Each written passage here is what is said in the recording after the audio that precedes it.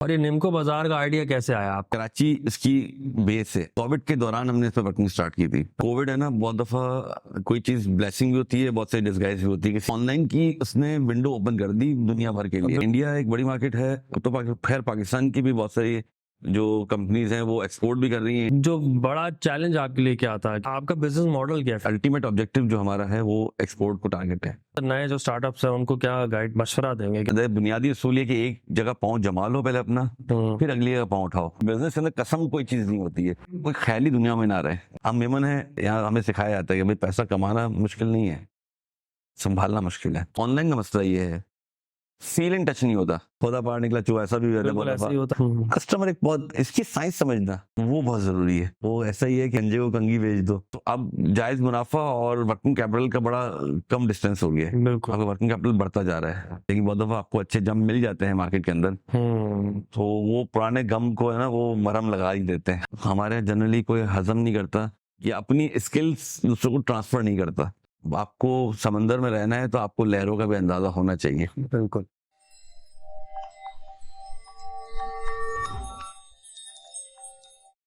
अस्सलाम वालेकुम, क्या हाल है आप सब लोगों के? मैं तैयब जजवी एक और पॉडकास्ट के साथ आज मौजूद हूँ और इसी तरह से आज हमारे साथ मौजूद हैं मेरे एक दोस्त साद लियाकत, जो कि कराची से बिलोंग करते हैं और इन्होंने भी एक स्टार्टअप स्टार्ट किया, उसके फाउंडर हैं। तो आज हम उनसे बात करेंगे उनके स्टार्टअप से रिलेटेड, जिसका नाम है निम्को बाजार। ये उनकी प्रोडक्ट है निम्को बाजार के नाम से, और ये प्रोडक्ट आपको अवेलेबल हो सकती है ऑनलाइन। बेसिकली जो इनका बिजनेस मॉडल है वो ऑनलाइन ही है। सो आज हम इनसे डिस्कस करेंगे तो इस प्रोडक्ट को जो इन्होंने स्टार्ट किया है तो कितनी मुश्किलात आई और कैसे सक्सेसफुली उसको लेकर चल रहे हैं। सलाम साद भाई, क्या हाल है आपके? वालेकुम अस्सलाम, कैसे हैं भाई? ठीक ठाक हैं? बात है, आप सुना कैसे? अल्हम्दुलिल्लाह। तो बताएं साद भाई, ये निम्को बाजार, अगर हम निम्को की बात करें, कराची में हालांकि बड़ी मार्केट है और इतने सारे लोग हैं जो इस मार्केट पे काम कर रहे हैं, और ये निम्को बाजार का आइडिया कैसे आया आपको? इस थोड़ी जर्नी के बारे में बताएं। बिस्मिल्लाहिर्रहमानिर्रहीम। निम्को उधर है एक घरेलू आइटम टाइप की चीज है, पार्टी आइटम है बेसिकली, या snacking time munching time item है।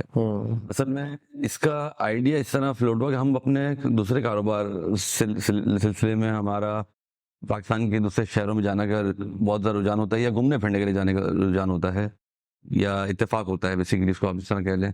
तो उसमें होता क्या है कि हमें निम्को सर्व किया जाता है एज अ गेस्ट के लिए, ट्रीट किया जाता है चाय के साथ, खास तौर पे। बिल्कुल चाय कोल्ड ड्रिंक के साथ, आपको पता है ये चीज एक कॉम्प्लीमेंट या उसको एनहांस करने का काम करती है। तो हम अक्सर कहते थे यार आपके पास निम्को तो अच्छा है, कहाँ से आया, या निम्को आप लोग कहाँ से लेते हैं ये सारी चीजें। तो अक्सर लोगों ने ये बोला है, हम कभी कोई कराची आता है तो ले आता है, आसपास तो हमें कोई अच्छा निम्को मैसर नहीं होता, तो हम कराची से खासतौर मंगवाते हैं, या मकामी तौर पर कोई अच्छा मिल गया तो वो इस्तेमाल कर लेते हैं। तो वहाँ से हमें आइडिया, एक हमारा जो ग्रुप है दोस्तों का जो जिसका हम घूमने जाते भी है, तो वहाँ हमने डिस्कस किया इस चीज़ों को। यार ये एक ऐसी प्रोडक्ट है जो कि कराची इसकी बेस है, जो कि पंजाब के अंदर, केपीके के अंदर, इन जगहों पे इसकी इतनी खपत तो मौजूद है, लेकिन इसकी फरहमी का एक मसला है, तरसील एक मसला है। तो हमने वहाँ से इस आइडिया को कंसीव किया और फिर हमने इसको शुरू करना, इसका प्लान किया, और ये शुरू हमने कोविड के दौरान हमने इस पर वर्किंग स्टार्ट की थी। अच्छा, सही। कोविड में तो बहुत सारे बिजनेसेस जो है वो इवन ही, मतलब जो कि जिनकी शॉप्स हैं या वैसे कारोबार कर रहे होते हैं, डायरेक्ट अपने क्लाइंट्स को डील कर रहे हो, तो उनको तो बहुत ही मुश्किल सूरत हाल थी जी। तो फिर आपने कैसे उस दौरान क्या सोचा यार कैसे सेल करेंगे इसको? असल में ये जो कोविड है ना, बहुत दफा कोई चीज ब्लेसिंग भी होती है, बहुत सारी डिस्गाइज भी होती है। किसी कोई जो मामला होते हैं ना उसमें ये एक समझ नेमत बन के आ गया कोविड। एक बड़ा आजाद भी था, लेकिन एक बहुत सारी जगह नेमत भी थी। एक ऑनलाइन की उसने विंडो ओपन कर दी दुनिया भर के लिए। बिल्कुल ऐसा ही है, ठीक है। वरना बहुत सारे लोग, आपको पता है कि जरा एहतियात करते थे ऑनलाइन के हवाले से कि यार पता नहीं फ्रॉड है क्या है, पहुंचाएगा नहीं पहुंचाएगा, पैसे ना ले ले, ये ना कर ले। तो कोविड ने एक नया रास्ता ऑन किया और उसने अल्हम्दुलिल्लाह लोग, हमें भी अपॉर्चुनिटी दी और बहुत सारे लोगों ने इसको फायदा किया। जब शटडाउन थे सारे शॉप्स के, तो ऑनलाइन बिजनेस कुछ ना कुछ महीने डेढ़ महीने बाद शुरू हो चुके थे। तो यहाँ से हमने इसको जरा वर्किंग स्टार्ट की और बैकवर्क किया इस तरीके से इसको हमने। सही है। तो फिर आप इसको कैसे, मतलब इनिशियली आपने इसकी वर्किंग कैसे की?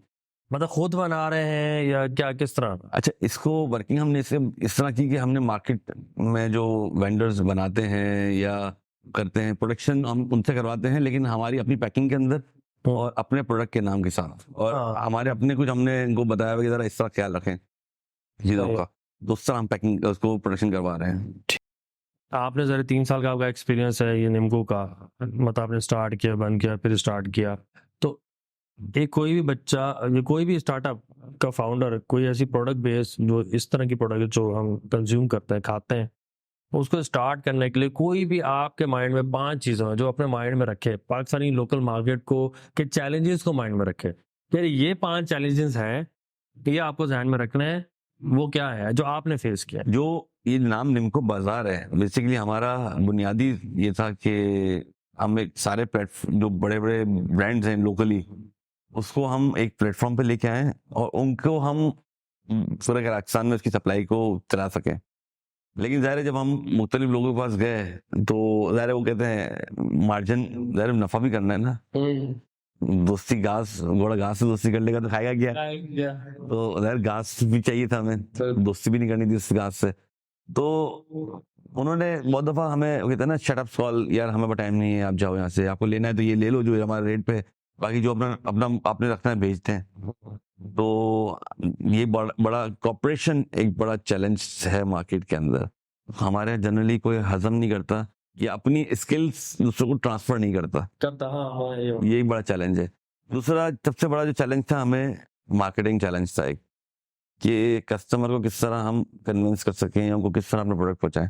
उसकी वजह हमने बहुत सारी मार्केटिंग स्ट्रेटेजीज की और उसको चलाया हमने। तो एक पेज हमारे किसी उस पर आ गया तो, और कस्टमर को भी बाद, अच्छा फीडबैक्स के बाद आपको ऑटोमेटिकली जब फीडबैक्स आते हैं और आप उसको अपने प्लेटफॉर्म पे पब्लिश करते रहते हैं और जेन्युइन फीडबैक हो तो खुद ही उसको आ जाता है। बहुत सारे ऐसे रेफरल आते रहे कि भाई हमारे फला ने ऑर्डर किया था, हम भी ऑर्डर करना चाह रहे हैं, ठीक है, ये भी होता है। एक और चैलेंज जो इसमें होता है ना, वो फाइनेंसिंग होता है, जो कि बैकबोन होता है आपके बिजनेस के लिए। बिल्कुल।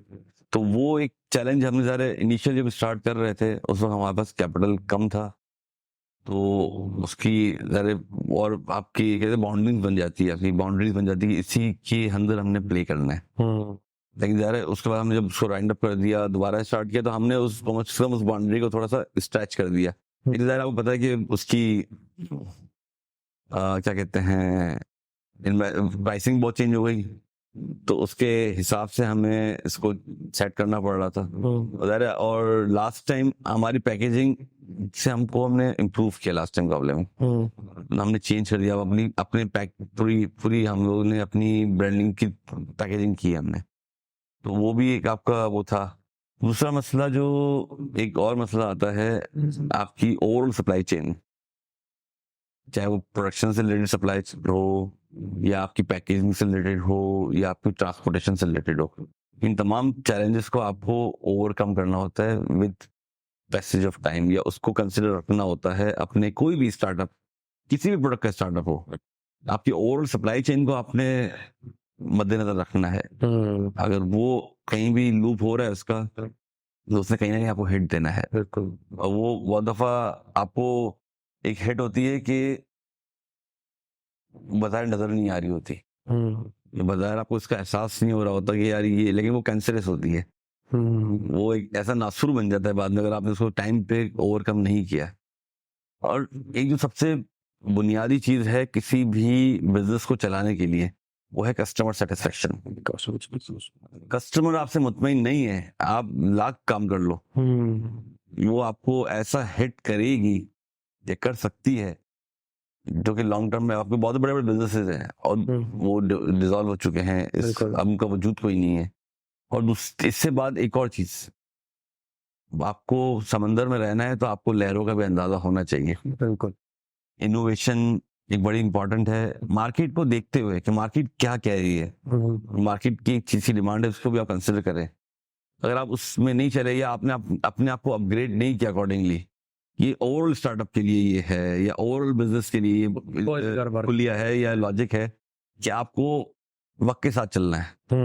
अब एक जमाना था कि आपको पता है मोबाइल फोन एक बड़ा फेमस होता था, जब उसने वक्त को नजरअंदाज कर दिया और नई टेक्नोलॉजी को उसने अडॉप्ट नहीं किया। नोकिया की बात कर रहा जी, मैं नोकिया की बात कर रहा हूँ, बड़ा जल्दी पिक कर लिया। तो उसने एंड्रॉइड के आने को उसने एक्सेप्ट नहीं किया, या जो iOS की टेक्नोलॉजी, एप्पल तो खैर किसी को देता नहीं अपनी टेक्नोलॉजी, एंड्रॉइड तो सेल कर रहा है अपनी टेक्नोलॉजी ना, उन्होंने अडॉप्ट नहीं किया, तो आज टोटली सीन से आउट है वो मंजर पे है ही नहीं कहीं पे भी।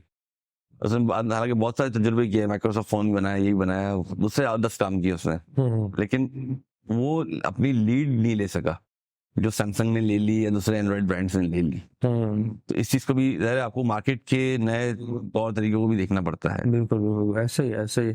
तो मार्केट को रिसर्च अगर आप कर रहे हो तो क्या 3 या 4 चीजें ऐसी आपको माइंड में रखनी चाहिए जनरल, जो हर किसी पे अप्लाई, हर बिजनेस पे अप्लाई हो सकती है? देखिए, मार्केट पे सबसे पहले तो आपने देखना है इसकी डिमांड खपत है कि नहीं है। सही है। इसकी एग्जिस्ट मार्केट करती भी है नहीं करती है, या क्योंकि इंसानों ने इस्तेमाल करना है, तो इंसान इस चीज को इस्तेमाल कर भी रहा है नहीं कर रहा है, उसकी डिमांड है कि नहीं है।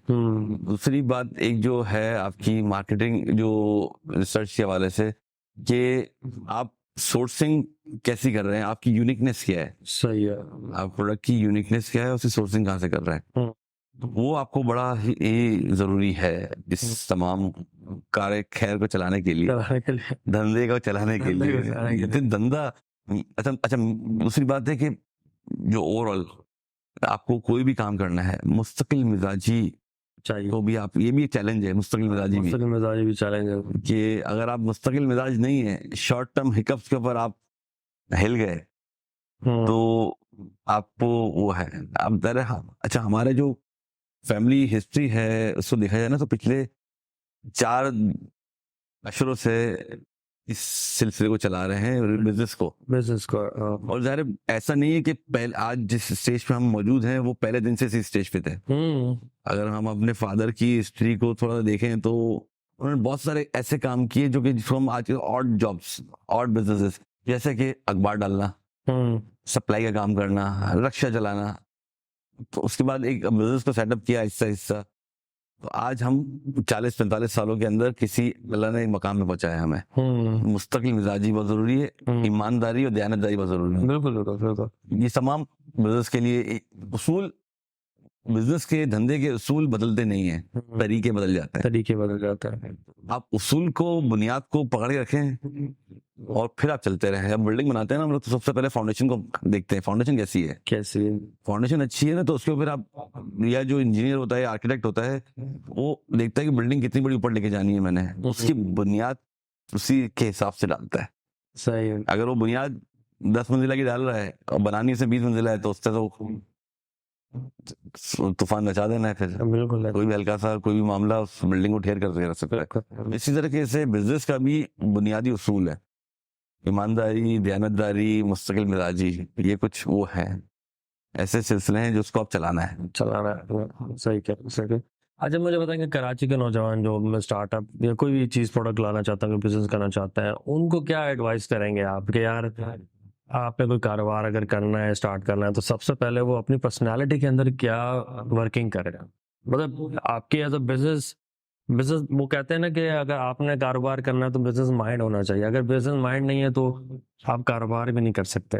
लेकिन आपका जो अपना एक्सपीरियंस है, चाहे निम्को बाजार जो आपके प्रोडक्ट है इसको लेके, या जो दूसरा बिजनेस कर रहा है, कराची का नौजवान या पाकिस्तान का जो नौजवान अगर कोई कारोबार करना चाहता है तो अपनी शख्सियत के अंदर, अपनी पर्सनालिटी में क्या तब्दीलियां लेकर है? 3-4 तब्दीलियां जो आपको लगता है ये तब्दीलियां होनी चाहिए, फिर कारोबार करो, वरना नहीं करो भाई। कारोबार में नहीं आना, धंधे में नहीं आना। फिर देखिए, इकबाल का शेर है ना, निगाह बुलंद सुखन दिल नवाज, जहाँ पुरसोज यही है लगते सफर मेरे कारवां के लिए।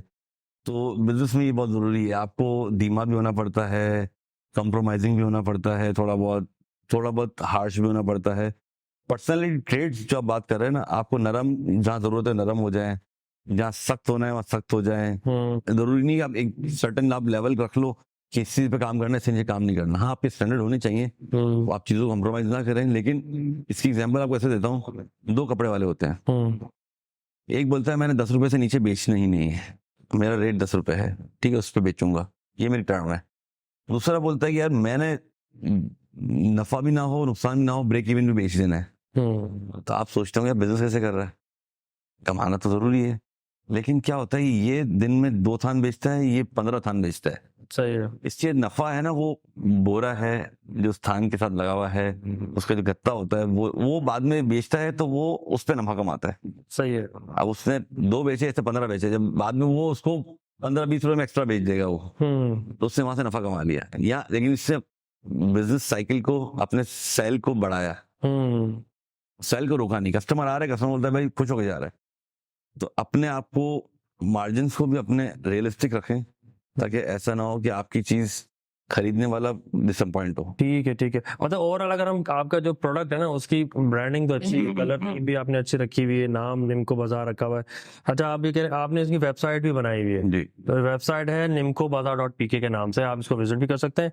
और सोशल आईडीज फेसबुक पर और इंस्टा पर है, और व्हाट्सएप पर नंबर आपने रखा हुआ है। बिल्कुल। ओवरऑल ब्रांडिंग को क्या सोच के बनाया? जनरली हमारे यहाँ ब्रांडिंग पे इतना सोचता नहीं है। मतलब आपने जो कलर थीम है, ये बड़ा अच्छा प्रोडक्ट, अच्छी लग रही है, तो आपके जहन में क्या था कि मार्केट में और जो ब्रांड्स हैं उनको देख के आपने किया था, या डायरेक्ट माइंड में ऐसे करता है? अच्छा, ब्रांडिंग के हवाले से ये था कि अमूमन निम्कोस का आप पैकेजिंग देखेंगे ना, वो येलो और रेड थीम के अंदर होता है। हमने बोला थोड़ा डिफरेंशिएट करें। अच्छा, जो मार्केटिंग स्ट्रेटेजीज के अंदर बहुत दफा कलर थीम बड़ी इंपॉर्टेंट होती है, जो कि आई कैचिंग होनी चाहिए, तो हमने इसको ये मद्देनजर रखा कि भाई कलर डिफरेंट भी होना चाहिए लेकिन आई कैचिंग भी होना चाहिए। तो अगर आप हमारी पैकेजिंग देखेंगे तो उसके अंदर आपको, हमने बेस थीम अपनी ऑरेंज टाइप की रखी हुई है, लेकिन उसमें हमने रेड का भी एक टच दिया है और येलो का भी टच दिया है। तो उन दोनों चीजों को भी हमने बोला इसको भी कवर करना है आई कैच कर लेते हुए, लेकिन ऑरेंज हमारी बेसिक थीम होगी। हमने इस तरीके से इसको डिजाइन किया हमने। अरे साथ में इस तरह ना कि निम्को तो ऐसी प्रोडक्ट है कराची हैदराबाद में कि ईद आ रही है तो निम्को मस्ट है।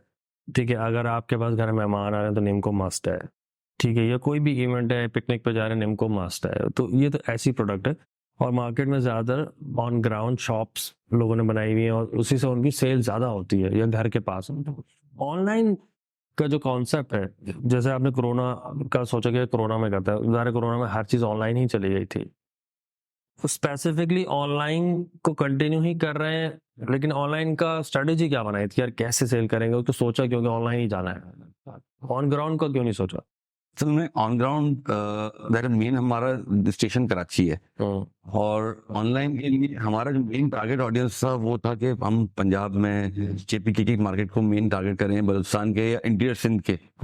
तो उसके लिए हमने ऑनलाइन का रास्ता इख्तियार किया, बनस्बत हम डिस्ट्रीब्यूशन का रास्ता इख्तियार करते हैं।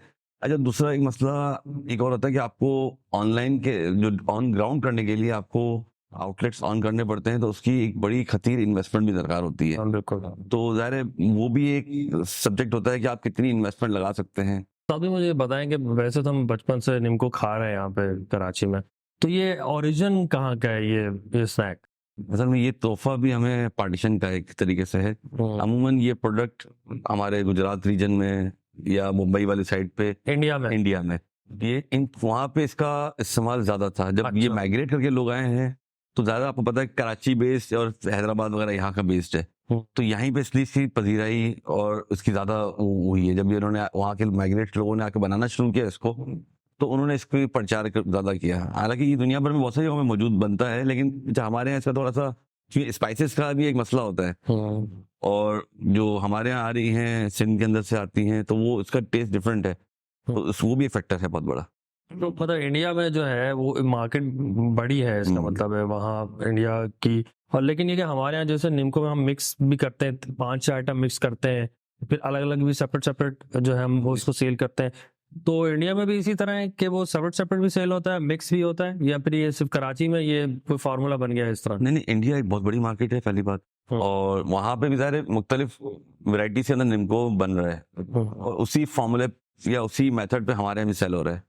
ठीक है, मिक्स निम्को भी एक आइटम मिक्स निम्को है कि जिसमें सारे किस्म के निम्को मिक्स किए जाते हैं, ताकि एक ही समझे कि पैकेट के अंदर आपको मुख्तलिफ आपको है ना वो मिल जाए, फ्लेवर्स मिल जाए। तो बाकी अलग अलग भी हो रहा था, हर जगह इसी तरीके से चल रहा है ये। और यार इंडिया एक बड़ी मार्केट है, तो खैर पाकिस्तान की भी बहुत सारी जो कंपनीज हैं वो एक्सपोर्ट भी कर रही हैं। इंडिया की बहुत बड़ी एक दो कंपनीज है वो एक्सपोर्ट पे कर रही हैं, तो उसकी डिमांड इंटरनेशनली भी अच्छी खासी है, पाकिस्तान की भी और इंडियन प्रोडक्ट्स की भी। अच्छा, मुझे बताएं कि जैसे आपने जब ये स्टार्ट किया तो निम्को का स्पेशली जो बड़ा चैलेंज आपके लिए क्या था कि निम्को के प्रोडक्ट को लॉन्च करना? सबसे बड़ा चैलेंज जो हमारे लिए एक है मार्केटिंग, दूसरा इससे बड़ा चैलेंज है कि वो बाहिफाजत अपने कस्टमर तक पहुंच जाए। कोरियर के भी एक बहुत बड़े इश्यूज होते हैं। इन दो बड़े चैलेंज से जिसको हम ओवरकम करने की कोशिश करते रहते हैं और कर भी रहे हैं और फेस भी कर रहे हैं इन चीज़ों को। ये दो बड़े सबसे बड़े मसले हैं, खास तौर पे ट्रांसपोर्टेशन की ट्रांसपोर्ट, वो एक बड़ा मसला है। इस चैलेंज को आप फिर किस तरीके से मैनेज कर रहे हैं? ज़ाहिर कोरियर का तो जो सबसे बड़ा मामला है, हम ज़ाहिर अगर बहुत ज़्यादा कंप्लेन अगर आना शुरू हो जाती हैं कि पार्सल डैमेज हो रहा है या कस्टमर को पहुंचा नहीं है या राइडर ने फ़ोन नहीं किया या राइडर ने बदतमीजी कर दी, तो ज़ाहिर इसकी हम ऑन एंड ऑफ कंप्लेन भी करते रहते हैं कोरियर कंपनी को। वरना फिर आखिरी हल ये होता है, अगर कंप्लेन बढ़ रही है और उसका कोई हल नहीं निकल रहा तो हम कंपनी चेंज करते हैं। तो भाई हमें अपने कस्टमर की को मुतमईन ज़्यादा करना है बनस्बत इन कंपनीज के साथ हमें वो करना। एक छोटी सी चीज़ ये है कि मार्केट में निम्को की ना बहुत सारी क्वालिटीज़ बहुत सारी हैं। सो आपने इनिशियली जब मार्केट को रिसर्च की होगी तो आपको किस तरीके की क्वालिटी मिली निम्को की? अच्छा, क्वालिटीज़ के लिए ज़ाहिर आपने बहुत अच्छा सवाल किया। ज़मीन और आसमान का फ़र्क का मामला है और ज़ाहिर हमने अपने आप को कोशिश की कि हम अपने कस्टमर को वो चीज़ खिलाएं जो उसके लिए सेहतमंद भी हो। ऐसा ना हो कि वो ऐसी चीज़ खाए सिर्फ हम अपने नफ़े के लिए, अपने मुनाफे के लिए ऐसी चीज़ें इनको मुहैया करें जो कि हिफ़्ज़ान सेहत को भी वो मसला आ जाए। तो कस्टमर को अच्छी चीज़ खिला रहे हैं और क्वालिटी के लिए ज़ाहिर बुनियादी देखिए, निम्को का बुनियादी जो प्रोडक्ट की चीज़ें हैं ना वो है बेसन, तेल, ये बुनियादी और मैदा। इन चीज़ों को हम ख्याल रखते हैं कि वो अच्छी क्वालिटी का प्योर बेसन मिले, अच्छी क्वालिटी का तेल इस्तेमाल करें और मैदा भी अच्छी किस्म का हो। बाकी सारे जो इंग्रेडिएंट इसके हैं वो पल्सेस वगैरह जो पल्सेस हैं या इसके मसाले हैं तो वो सेकेंडरी है, मेन इसका एसेंस यही है। अच्छा साहब, मुझे पता कराची में जैसे आपने कहा जो वहाँ से जब इंडिया से लोग यहाँ आए और वहाँ आबाद हुए, तो सबसे पहले किसने निम्को का जो है ना ये बिजनेस स्टार्ट किया? कुछ पता है आपको इस बारे में अगर बता सके? हमारा जो निम्को का जो मेन हब अभी भी है वो सदर है। सदर से ही इसका आगाज हुआ और ये पार्टीशन के फौरन बाद या उससे करीब करीब के टाइम में ये आगाज हुआ। ज़ाहिर वो लोगों ने जब वहाँ से माइग्रेट हुए हैं तो उन्होंने अपनी ज़ाहिर बिजनेस स्टार्ट करने के लिए कोई ना कोई ऑप्शन दिखे, तो जहाँ जैसी एक्सपर्टी थी तो वहाँ से आने वाले लोगों ने एक्सपर्टी अपनी इस फील्ड को बनाई और इसी पे वो बढ़ाते गए और वहीं से इसका ओरिजिन स्टार्ट हुआ है।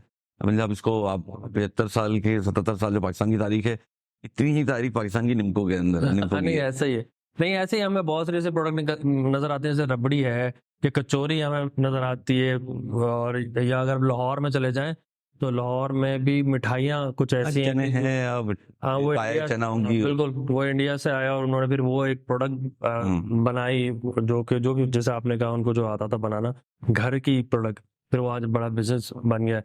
अच्छा मुझे बताएं कि कराची में जो है सबसे पहले किसने स्टार्ट किया है और कौन सी प्रोडक्ट स्टार्ट की थी? देखिए, कराची में तो जो पापड़ टाइप की चीजें बेसन से और इन चीजों की सबसे पहले उसको बनाया है, तो ज़ाहिर ये स्टार्ट है। बाकी शक्करपारा, नमकपारा ये इसके सेकेंडरी फॉर्म बने हैं, आहिस्ता आहिस्ता इवॉल्व हुए हैं बेसिकली।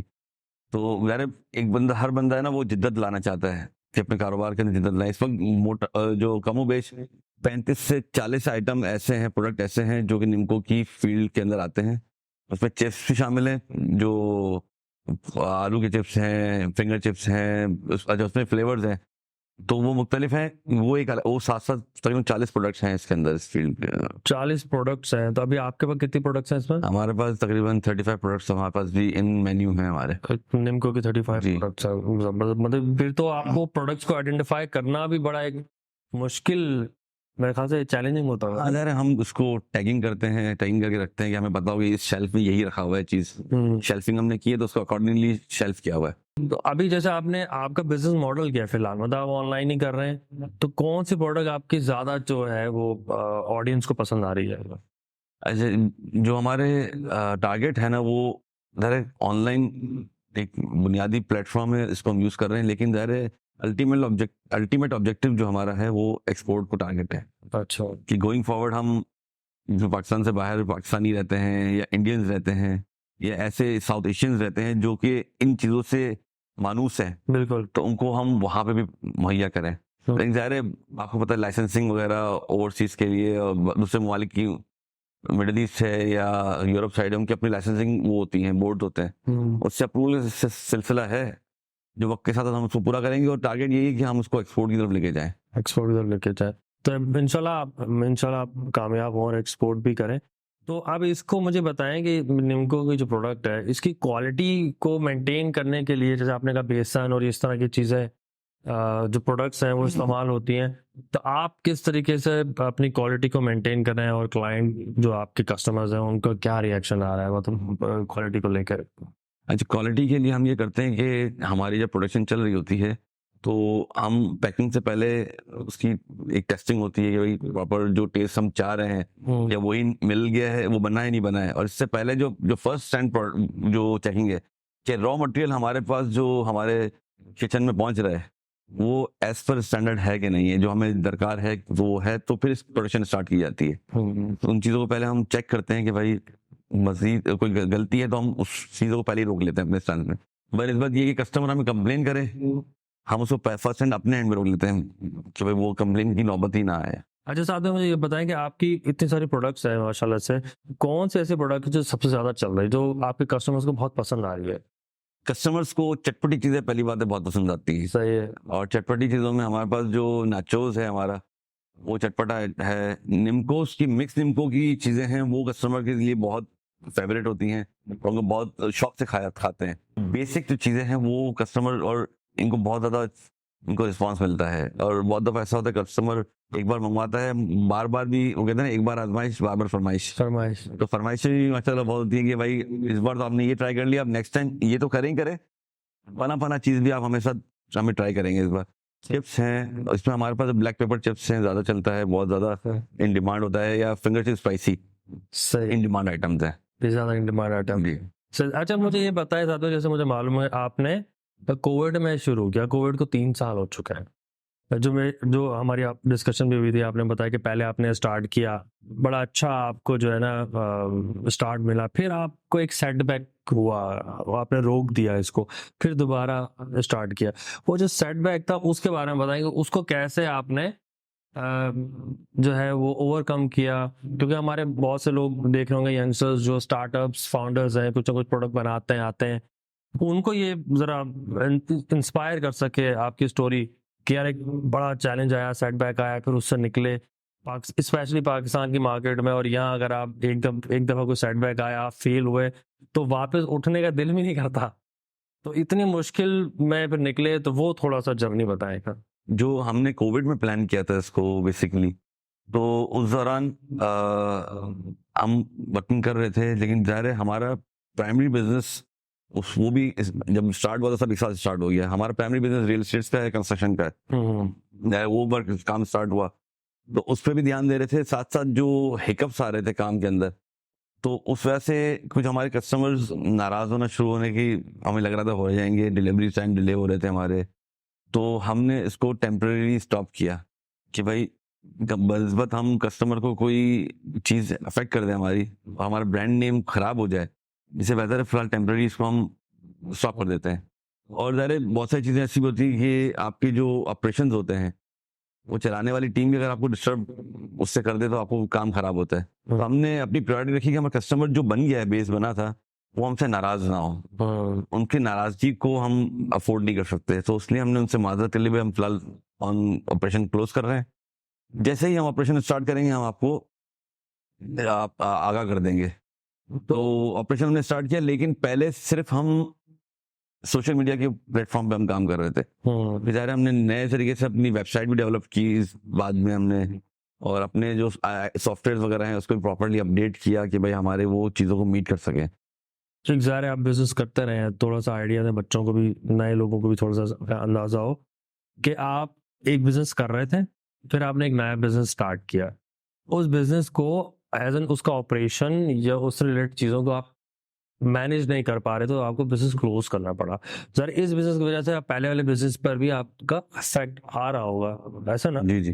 तो इसमें आप क्या मतलब नए जो स्टार्टअप्स हैं उनको क्या गाइड मशवरा देंगे कि भाई एट अ टाइम 2 बिजनेसेस ना करो, एक बिजनेस को फुल टाइम दो जो एस्टैब्लिश है, फिर दूसरा बिजनेस स्टार्ट करो, लाइक ये मशवरा देंगे? या क्या आपका एक्सपीरियंस क्या था, मतलब वो जो एक्चुअली मैं चाह रहा हूँ वो जो एक्सपीरियंस है आपका कि एक बिजनेस कर रहे थे फिर दूसरे बिजनेस में गए, तो आपने क्या ऐसी चीज आइडेंटिफाई की यार ये मैं मिस्टेक कर रहा हूँ? एज अ नया बिजनेस के पॉइंट ऑफ व्यू से? अच्छा, बिजनेस जो हमारा बुनियादी उसूल है कि एक जगह पाँव जमा लो पहले अपना, फिर अगली जगह पाँव उठाओ। लेकिन आपको लग रहा है जहाँ पर बेसिक स्टेशन अगर डिस्टर्ब हो रहा है तो बेहतर है कि थोड़ा सा स्टेप डाउन करके फिर इसको चले। ये कोई बिजनेस के अंदर कसम कोई चीज नहीं होती है कि आप कसम खा के बैठ जाए मैंने अब बस पकड़ लिया तो मैंने छोड़ना नहीं है, चाहे मेरी सारी चीजें तबाह हो जाए मैंने छोड़ना नहीं है। बिजनेस स्ट्रेटेजीज का नाम है, बिजनेस प्लानिंग का नाम है, बिजनेस जिद का नाम नहीं है। पहली बात सही है। और जो हमारा एस्टेब्लिश बिजनेस है वो कल का बिजनेस नहीं है हमारा, वो पिछले 4 डेकेड्स का बिजनेस है वो। सही है, और वो चल रहा था। तो मेरे अगर बुनियादी स्टेशन अगर खराब हो रहा है ना तो मैं बेहतर करूंगा उसको दोबारा स्ट्रॉन्ग करूंगा। तो उसी फॉर्मूले को मैं चाहूंगा कि जो हमारे नए स्टार्टअप्स हैं, पहली बात है कि कोई ख्याली दुनिया में ना रहे। सही है। उसको जमीन पे हकीकत को मद्देनजर रखें और हकीकत की बुनियाद पे प्लानिंग करें। सही है। इसके बाद तवक्कल अल्लाह भी एक चीज होती है, वल्लाहु खैरुर राज़िकीन भी एक चीज होती है, अल्लाह रिज़्क़ देने वाला है, उस पर भी तवक्कल करना बहुत जरूरी है। तो आप उसको देखते हुए अगर आपको जो चीजें मैनेज उसके अकॉर्डिंगली करनी है, इसको कोई दिल पे लेने वाली बात नहीं है कि यार वो आपने बंद कर दिया वो नुकसान हो गया। अरे नफा नुकसान बिजनेस का हिस्सा है, वरना फिर सूद है। अगर आपको प्रॉफिट ही प्रॉफिट आ ही जा रहा है, हाँ प्रॉफिट बिजनेस के अंदर प्रॉफिट आ रहा है ये कोई गुनाह नहीं है, लेकिन एक फिक्स डिपॉजिट आ रहा है और उसी पे आ रहा है तो वो सूद है। तो नफा नुकसान धंधे का हम मेमन है, नफा नुकसान धंधे का वो है। सही है। नुकसान किसी को पसंद नहीं आता लेकिन और नफा सबको अच्छा लगता है, लेकिन ये दोनों पार्ट एंड पार्सल हैं। इसीलिए बिजनेस में ग्रोथ है और उस ग्रोथ का एंजॉय भी करना चाहिए। और दूसरी बात, पैसा शोहरत कमाना मेरे ख्याल कभी कभी बहुत मुश्किल नहीं होता, बंदा कमा भी लेता है, उसको संभालना बड़ा जरूरी है कि आपकी शोहरत भी बची रहे और आपकी पैसा भी बचा रहे। तो ये हमारे यहाँ हमें सिखाया जाता है कि भाई पैसा कमाना मुश्किल नहीं है, संभालना मुश्किल है। जब साथ में मुझे ये बताएं कि उससे आपने कहा ये बिजनेस का है कि बंदे को अपने ऊपर प्रेशर नहीं डालना चाहिए, तो आपके लिए वैसे लेसन लर्न किया था निम्को बाजार को जब आपने स्टार्ट किया फिर बंद किया, तो उसमें लेसन लर्न किया था आपने क्या सीखा इंडिविजुअली? बुजुर्ग तो ज़ाहिर बहुत सारी चीज़ें सिखाते हैं पाकिस्तान की मार्केट को माइंड में रख के। देखिए, इसमें सीखने का जो सबसे बड़ा अमल ये है कि पहले तो किसी पे तकिया नहीं करना है। आपको जो करना है उसको ध्यान दे, अपनी दुनिया आप पैदा कर अगर जिंदों में है तो ये बड़ा वो है कि आपने अगर तकिया कर दिया कि वो काम करेगा तो मैं करूंगा या वो यूं होगा तो यूं होगा, यूं खैर धंधे में होता नहीं है। आप अपना लेवल प्लेइंग फील्ड जो भी है मार्केट की मौजूद है, आप अपनी फील्ड को खेलें, आप अपना स्कोर करें, अगला क्या करता है आगे निकल रहा है पीछे निकल रहा है इसको इग्नोर कर दें। हर बंदा अपने उससे खेल रहा है। नसीब जिसे तकदीर कहते हैं, तकदीर एक बड़ा फैक्टर है। आप लेकिन हाँ आपने अपनी जितनी दीनी सलाहियतें हैं उसको इस्तेमाल जरूर करना है आपने। और जो जो आप कहते हैं ना कि वसाइल हैं उसको आपने इस्तेमाल पूरा करना है, चाहे वो दिमागी वसाइल हो चाहे आपके सेल की जो वो है टैक्टिक्स हैं। अच्छा, मार्केटिंग कस्टमर है ना, वो बड़ा एक ट्रिकी किस्म का वो है, उसको कैसे काबू करना है ना, वो ऐसा ही है कि कुर्बानी के दिनों में बैल को काबू करना तो जैसे वो कसाई होता है ना, वो चारों टांगे बांधता है फिर भी बहुत वीडियो देखते वो चल के भाग जाता है ये आधी छुरी लगी बैल गायब। कस्टमर वही है, कस्टमर सही है, मतलब कस्टमर को रस्सी सही तरीके से। अच्छा, फूड आइटम का मसला ये है कि अच्छा फूड आइटम नहीं, ऑनलाइन का मसला ये है फील एंड टच नहीं होता। कस्टमर इस चीज को बड़ा ही देखता है, खास तौर जो चीज पेट में जानी है ना उसको बहुत दफा देखता है। अच्छा, कस्टमर की बहुत सारी कैरेक्टरिस्टिक्स होती हैं आपको पता है, बहुत सारे प्राइस कॉन्शियस होते हैं, बहुत सारे क्वालिटी कॉन्शियस होते हैं, बहुत सारे ये नहीं देखते वो पैकिंग बड़ी अच्छी है ये भी फैक्टर बहुत बड़ा होता है। पैकेजिंग का बड़ा, पैकेजिंग अच्छी है तो उठा लेते हैं, मतलब अगर मार्ट में भी जाते हैं तो वो या ऑनलाइन भी पैकेजिंग देखी मंगा लिया इस तरह से होता है, तो पता चला कि खोदा पार निकला चूहा, ऐसा भी होता है। या बहुत पैकेजिंग इतनी हवा भरी होती है कि प्रोडक्ट इतनी सी होती है अंदर। तो लेकिन यार पैकेजिंग एक बड़ा फैक्टर है कस्टमर को अट्रैक्ट करने का। बिल्कुल। अच्छा, दूसरा कुछ कस्टमर ऐसे होते हैं कि जो हम देखते हैं ना, यार सब कुछ अच्छा है, आपके डिलीवरी चार्जेस बहुत ज्यादा है। बिल्कुल भाई, डिलीवरी चार्जेस आप क्या समझते हैं क्या होना चाहिए? नहीं, हमें तो बहुत कम चार्ज होते हैं, या आप कराची से भेजते हैं इतने ज्यादा चार्ज। हमने कहा भाई अब कराची से वो K2 के पहाड़ पे आपको चीज चाहिए, तो आप कहते हैं वो फ्री में आ जाए, तो मेरे ख्याल है मुमकिन नहीं होता ना। मुमकिन नहीं, हाँ। तो ज़ाहिर है हम कोशिश करते हैं कि कस्टमर की इस तवक्को पे पूरा उतरे, लेकिन ज़ाहिर कस्टमर एक बड़ा ही ट्रिकी किस्म का होता है कि उनको अच्छी चीज़ भी चाहिए, कम पैसों में भी चाहिए, जल्दी भी चाहिए। अच्छा, जल्दी का एक बड़ा मजेदार सीन बताओ।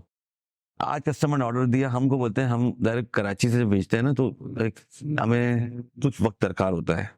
कोरियर हमसे सामान उठाएगा, लेके जाएगा, ट्रांसपोर्ट होगा, फिर वहां से राइडर्स निकलेंगे डिलीवरी के लिए। हम कस्टमर को एक सेफ टाइम जोन बोलते हैं कि 4 से 5 वर्किंग डेज में हम आपको पहुंचाएंगे। अच्छा, कस्टमर, अच्छा ये इंसानी फितरत है, वो तावला होता है, यार मैंने मंगवाया, जल्दी आ जाए, चेक कर लूं मैं। तो अब आज ऑर्डर प्लेस किया है, कल आ जाएगा मैसेज, सर हमारा ऑर्डर नहीं पहुंचा। हम ज़रा ट्रैकिंग को देते हैं, ट्रैकिंग कोड वगैरह, कि आपको ऑन ट्रांजिट है, ये इस स्टेज पे पहुंचा है, कल आएगा, परसों आएगा, तरसों आएगा। तो कस्टमर को तो अगले दिन ही है। हमने हालांकि जब ऑर्डर बुक करते हैं तो उनको गाइडलाइंस दी जाती है कि 4 से 5 वर्किंग डे में आपको आपका प्रोडक्ट आपके इंशाल्लाह पहुंच जाएगा। कस्टमर एक बहुत इसकी साइंस समझना वो बहुत जरूरी है। वो ऐसा ही है कि अटलांटिक ओशन में आप फ्रिज भेज दो या गंजे को कंघी भेज दो, तो वो एक अलग, मतलब वो सेल्समैन की स्किल्स है ना, स्किल्स कि वो किस तरह। या फिर एक जैसे बड़ी अच्छी वो था कि एक साहब को कंपनी ने भेजा अफ्रीकन रीजन के अंदर कि आपने जूते भेजने हैं, तो वो वापस आया, बोलते हैं यहाँ पे तो कोई जूते पहनता ही नहीं है, तो बेचूं क्या। उन्होंने बोला, दूसरे सेल्समैन जो टीम में बैठे थे, उन्होंने बोला यार यही तो अपॉर्चुनिटी है, वो इस्तेमाल नहीं करते, उनको आदत डालो उसकी। क्या जैसे हमारे रीजन के अंदर चाय तो कभी कोई थी नहीं, टी कैसे आई है, फ्री सैंपल बांट के लोगों को एक इसका इम्यून कर दिया। और फिर जब इम्यून हो गए तो आज one of the biggest T consumer production भी हो रही है यहाँ पे अब तो। प्रोड्यूस सॉरी कंज्यूम है ना, इस रीजन सबसे ज्यादा होती है। हालांकि अगर आप जहाँ से बनी है ना, वहाँ मिल्क टी का कोई कॉन्सेप्ट नहीं है। बिल्कुल यहाँ पे मिल्क टी का कॉन्सेप्ट है। मेरा 2016 में इस्तांबुल जाने का इत्तेफाक हुआ ना, जब मैं वहाँ पे मिल्क टी का कॉन्सेप्ट कोई नहीं है, तो मैं ऐसे स्टॉल पे चले गया कि मैंने टी चाहिए। दोस्त ने मुझे वही ब्लैक टी दे दी, मैंने थोड़ा सा दूध डल जाएगा, तो वो मजे बोलता है पाकिस्तानी मेरा जी पाकिस्तानी है। लेकिन अच्छा, तो वहां पे इस चीज का कोई रिवाज ही नहीं है। सही है। तो और वहां पे अच्छा, वो टी भी हमारे यहाँ तो एक टिपिकल किस्म की दानेदार मिक्स आती है ना, तो वहां पे तो टी ही अलग होती है, जो दूध में डलना ही नहीं होता उसके अंदर।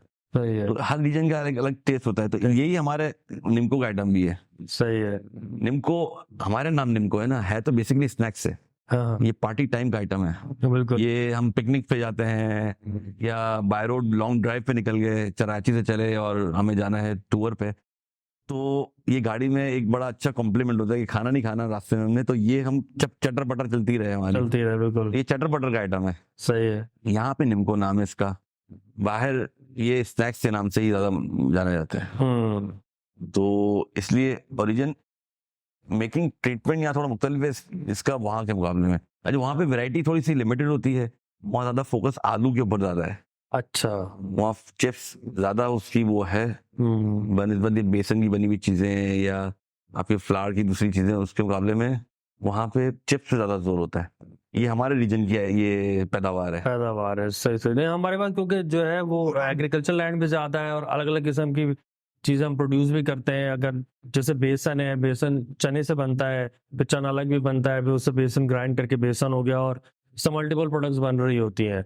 अब इस तरह ही है। लेकिन एक अलमिया भी है, क्या? जो दालें हम इस्तेमाल कर रहे हैं ये मेजॉरिटी इंपोर्ट होके आ रही हैं। अच्छा, सही है।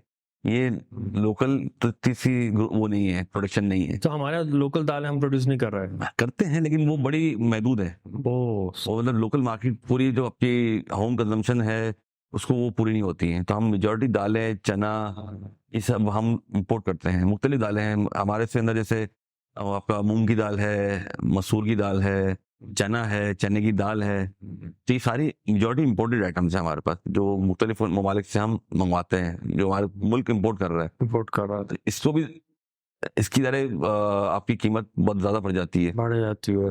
जो कॉस्टिंग का एक बहुत बड़ा फैक्टर है, फ्लक्चुएशन और कॉस्टिंग है, उसमें ये बड़ा फैक्टर है। हमारा जो डॉलर भी ऊपर नीचे भाग दौड़ कर रहा होता है, तो ज़ाहिर है इन चीज़ों सब चीज़ों से ये फर्क पड़ता है। और तेल भी हम कहाँ से, अपना थोड़ी हमारा तेल है, पामोलिन हम इंपोर्ट करते हैं, उसकी प्रोसेसिंग करते हैं या वहीं से तेल मंगवाते हैं। सही है। तो हमारे ये प्रोडक्ट्स या इन जनरली हमारे प्रोडक्ट्स, पाकिस्तानी टेक्सटाइल ले लें, कुछ भी ले लें, वो महंगा इसलिए पड़ता है कि हम डिपेंडेंसी इंपोर्ट पे कर रहे हैं।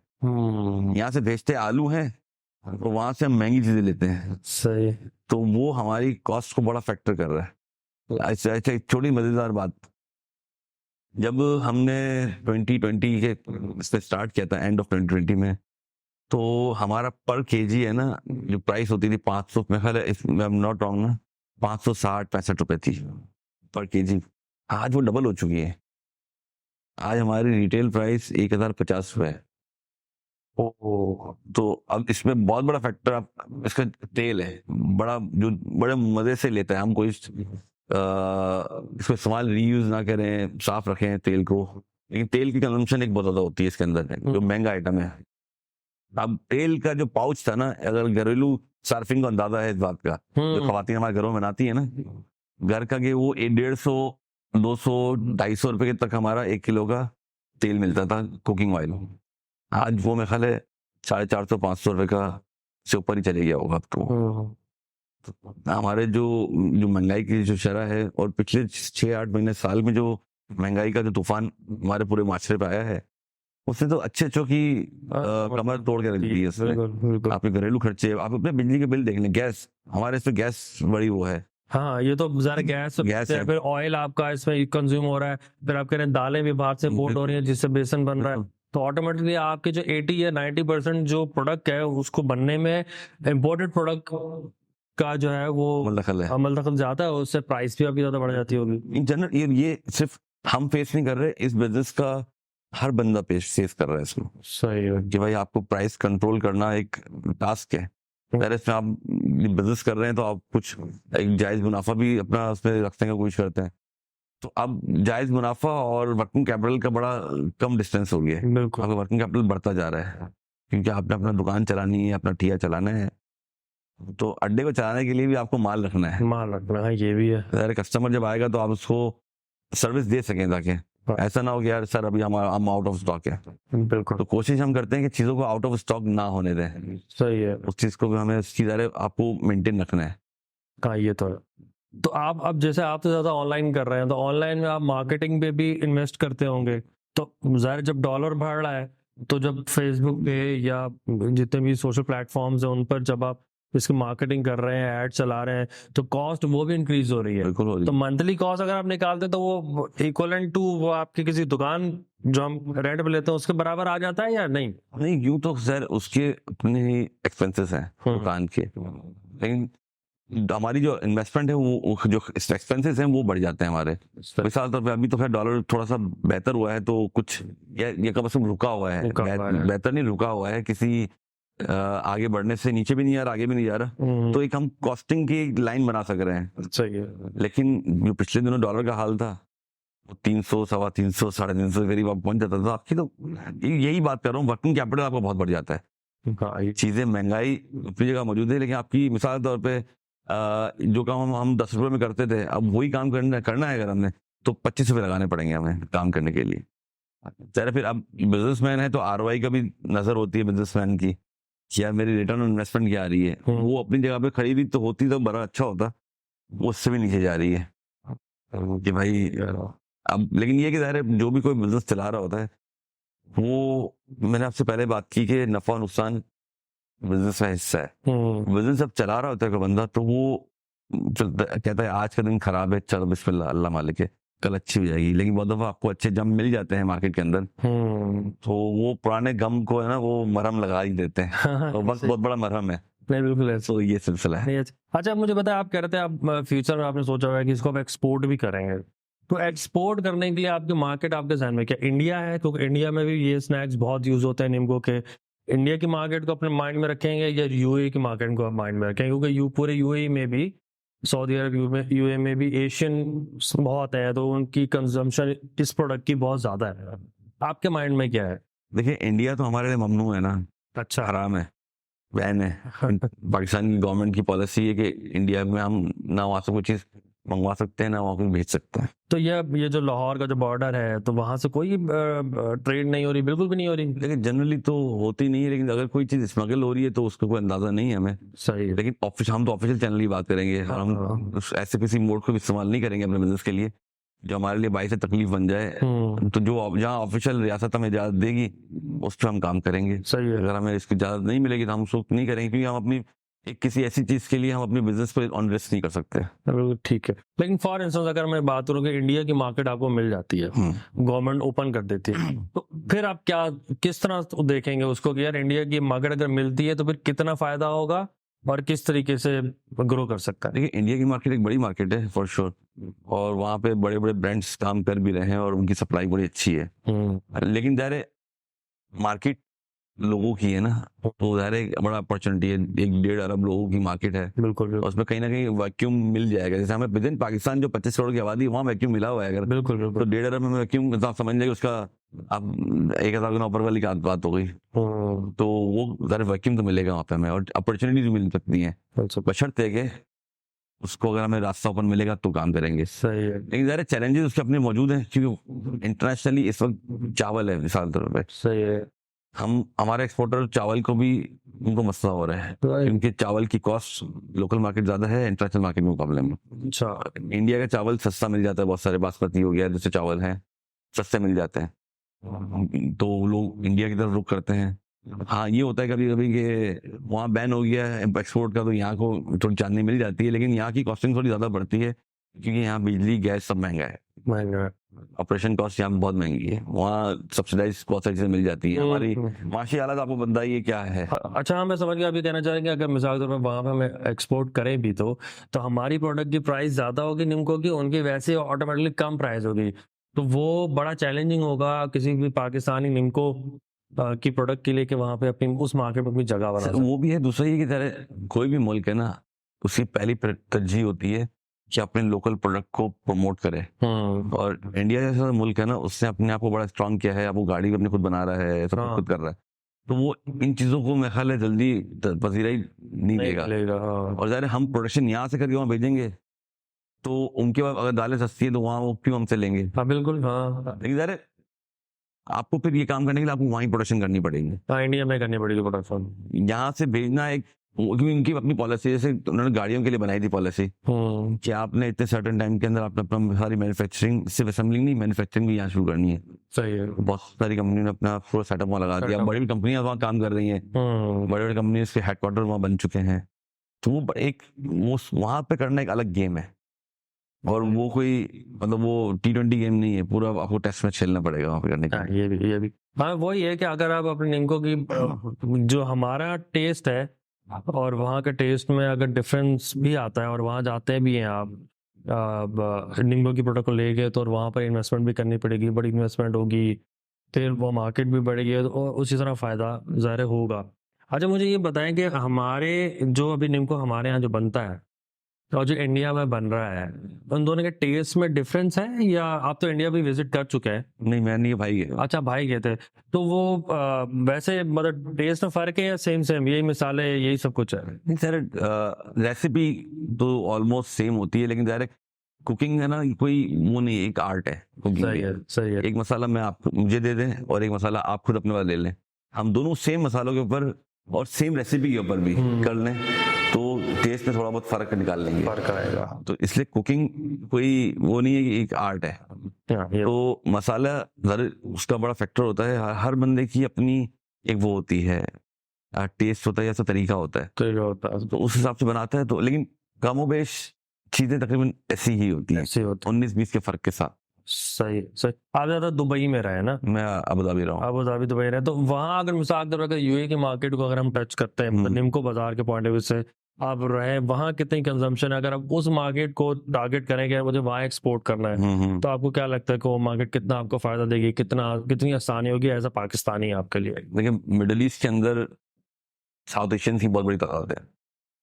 अगर हम डेमोग्राफिक देखें ना यूएई की, तो मैं तो मूव हुए काफी टाइम हो गया, उस वक्त वहाँ की यूएई की आबादी थी, पॉपुलेशन थी वही 80 लाख के करीब, 8 मिलियन। ठीक है, उसमें से जो मकामी, जो इसको मवातिन बोलते हैं या अमाराती बोलते हैं, वो 12 से 15 लाख के दरमियान कुछ थे, सही बाकी सारे एक्सपेट्रिएट्स थे। और इसमें एक्सपेट्रिएट्स में भी हमारे रीजन के पाकिस्तान, इंडिया, बांग्लादेश, ये इसकी आबादी बहुत ज्यादा थी। सही है। हाँ, इसमें एक मामला है कि वहाँ पे जो हमारे रीजन के लोग हैं ज्यादातर लेबर क्लास में ज्यादा है पाकिस्तानी, जनरली। अच्छा चलो, इंडिया पाकिस्तान इंडिया, बांग्लादेश, ये तीन, ये नेपाली हो गए, नेपाली कम है वैसे, लेकिन पाकिस्तान, इंडिया, बांग्लादेश के लोग बहुत ज्यादा है वहाँ बहुत ज्यादा है, ठीक है। पे। लेबर क्लास में ज्यादा है, मिडिल लेयर में कम है थोड़े। लेकिन ज़ाहिर परचेजिंग पावर तो है लोगों की, ऐसा नहीं है, वहाँ पे लोग स्पेंड करते हैं। और ये तो ऐसा आइटम है कि अब टैक्सी ड्राइवर है सही है, जो वहाँ पे चलाता है टैक्सी, वो भी अपनी गाड़ी में लेके रखता है बहुत अच्छे। हम देखें निम्को वगैरह, चिप्स वगैरह, निम्को, इन चीज़ों को कंज्यूम करते हैं वहाँ, बहुत सारे इम्पोर्ट होती है वहाँ पे चिप्स की या निम्को की, तो लोग यूज कर रहे हैं। हमारे पाकिस्तानी कुछ कंपनीज भी कर रही हैं वहाँ पे, वो एक्सपोर्ट करती है। आपको क्या लगता है अगर आप अबू धाबी या यूएई में ये प्रोडक्ट, अपने निम्को की प्रोडक्ट लेके जाते हैं, तो वहाँ पे कितनी बड़ी मार्केट आपको मिलेगी? कितना इजी होगा आपके लिए उस मार्केट में काम करना? इंडिया का तो आप कहने जा रहे हैं वो गवर्नमेंट टू गवर्नमेंट पॉलिसीज का इशू है, मार्केट में भी जाना पड़ेगा। तो यहाँ से अगर पाकिस्तान से आप दुबई में या अबू धाबी में या शारजा या यूएई की जितनी भी स्टेट्स हैं, वहाँ अगर ये निम्को की प्रोडक्ट को लेके जाते हैं, कितना आपको फायदा होगा और उस मार्केट में घुसना कितना इजी होगा? देखिए, यूएई में प्रोडक्ट को लेके जाने में दो बातें हैं। एक तो लोकल मार्केट कंजम्पशन है, दूसरी बात ये कि वहां से री एक्सपोर्ट का भी आपको अपॉर्चुनिटी मिल सकती है। सही है कि बहुत सारे जगहों पे ना, बहुत सारे लोग कम ममालिक के डिस्ट्रीब्यूटर्स वहाँ बैठे हुए हैं बहुत सारे प्रोडक्ट्स के, तो वो वहां से भी आगे डायरेक्ट भेजो तो भी ऑप्शन है, और वहां पे भी बैठ के भी आप उस काम को कर सकते हैं। सही है। क्योंकि अमूमन आपको पता है दुनिया के अंदर जो मिडिल ईस्ट में, खासकर दुबई है, वो ऐसा लॉन्चिंग पैड है, एक स्टेशन है, एक तरीके ऐसा स्टेशन जो दुनिया के बहुत सारे ममालिक को केटर कर रहा है। सही है। तो यहाँ से बहुत सारी चीजें जाती हैं, तो यहाँ दो है, मार्केट अच्छी है वहाँ पे, एक रूम मिल सकता है वहाँ पे। लेकिन ज़ाहिर पाकिस्तान में बहुत सारी चीजें अच्छी बन जा ईजी होती हैं, वहाँ पर आपको रेगुलेशन को बहुत स्ट्रिक्टली फॉलो करना पड़ता है। सही है। उसकी जो अप्रूवल्स हैं उसके बगैर आप काम नहीं कर सकते। आप लाइसेंसिंग है, उस प्रोडक्ट की अपनी आपकी टेस्टिंग है, पैकेजिंग उनकी अपनी डिमांड है, तो इधर हम इस पैकेजिंग के ऊपर हम एक्सपोर्ट नहीं कर सकते। अच्छा, इस पैकेजिंग में ये ज़रा उनकी डिमांड है कि हमें अरेबिक में भी मेंशन होना चाहिए। सही है। उनकी अपने लोकल कस्टम्स हैं, उसको बखूब डालना पड़ेगा। मतलब आपको पूरी अपनी ब्रांडिंग चेंज करनी पड़ेगी, पैकेजिंग पूरी चेंज पैकेजिंग पूरी change होगी। एज पर उनके स्टैंडर्ड बनानी पड़ेगी हमें। अच्छा अच्छा, तो उसको करेंगे तो ही वो अलाउ करेंगे, वरना वो अलाउ नहीं करेंगे। वरना अलाउ नहीं करते वो।